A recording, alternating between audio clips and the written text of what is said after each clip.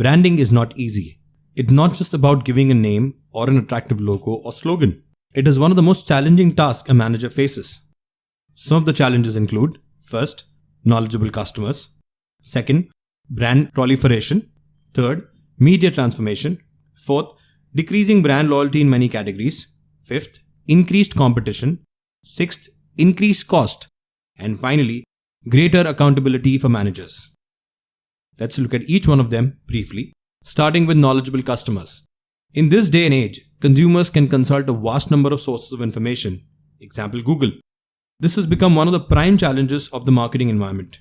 It is a strong belief that it's become tougher than before to convince consumers with conventional communications like print ads, outdoor ads, and TV ads. Having more knowledge and experience in marketing has made consumers increasingly demanding. A brand's fate is actively affected by an empowered customer. For example, customers directly interacting with Tesla CEO Elon Musk. Concerns and queries of Tesla customers on Twitter are responded by Elon Musk, the CEO of the company. Example: one driver complained on Twitter that his children became overheated in the back of a Tesla due to poor airflow and asked Musk for ideas on Twitter. The driver stated, "Put the kids in the rear of my in-laws Tesla S and went for a 20-minute drive. Air was set as cold as possible, but the kids were dehydrated and drenched in sweat after the drive. Turns out there is no air circulation back there. Elon Musk, any ideas? Love the car, but that's dangerous." Elon Musk responded to the query himself and advised the driver to change the settings of the airflow. He stated, "If there's anyone in the third row, turn off air recirculation. Third row cooling happens by air entering from the front and exiting through the vents in the rear bumper." Moving on to the second challenge, brand proliferation. There has been a constant rise in brand extensions. This has resulted in the explosion of new brands and products, which has been an important change in the branding environment. Now, a number of different products with various level of similarities can be the identifying factors of a brand. Example, Samsung smartphones. Samsung has many brands like the A series, J series, Note series, M and Galaxy. This can sometimes get confusing. Now that a lot of brands are expanding, selling places have become congested. Just getting a product on the shelf of a retail store can cause fight between brands. Moving on to the third challenge, media transformation. There has been a divide between conventional advertising media and the rise of interactive and non-conventional media. Marketers are willing to spend more on non-conventional forms of communication. New forms of communication like sports and event sponsorship, product placement in movies, interactive digital media, mini billboards in transit vehicles, and in-store advertising are on the rise. Example, Red Bull Stratos. Australian skydiver Felix Baumgartner was involved in a high-altitude diving project called the Red Bull Stratos. On October 14, 2012, he flew approximately 39 kilometers into the stratosphere over New Mexico, United States. He flew up in a helium balloon before free-falling in a pressure suit and then parachuting to Earth. According to the Australian media, more than $64.8 million was invested in the event by Red Bull. Moving further to the fourth challenge of decreasing brand loyalty. Every product and service category has a large number of sellers. This creates problems like the decrease in brand loyalty among customers. Example, services. A lot of brand switching happens in the airline and hospitality industry.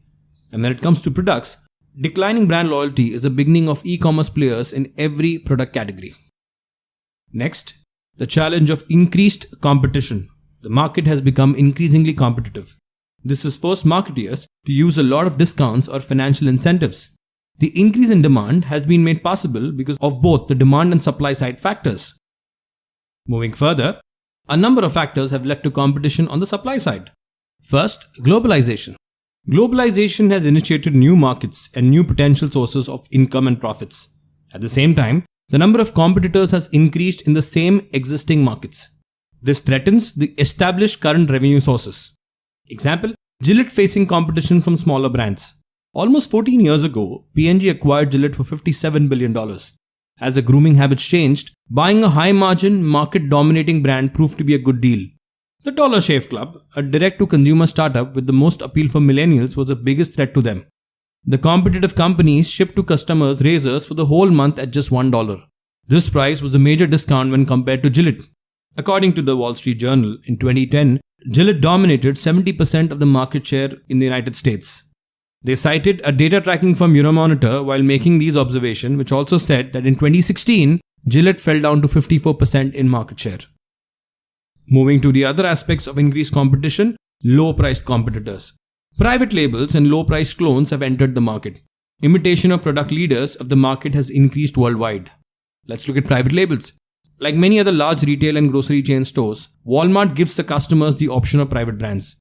They are also called house brands or store brands. These are low-priced alternatives for branded products.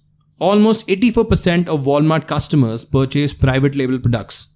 According to these statistics, 4 out of 5 shoppers regularly pick in-house Walmart products over big-name brands. In fact, Walmart's Great Value brand earns more than $27 billion yearly. And now the other aspect of low-priced clones. Micromax has always imitated Samsung Galaxy products through its Canvas range of smartphones.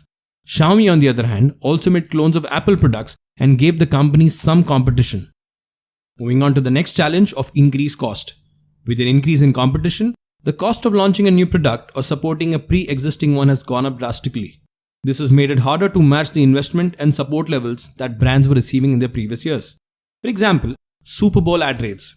During the Super Bowl in 2020, $5.6 million was reportedly the rate for a 30-second TV commercial on Fox.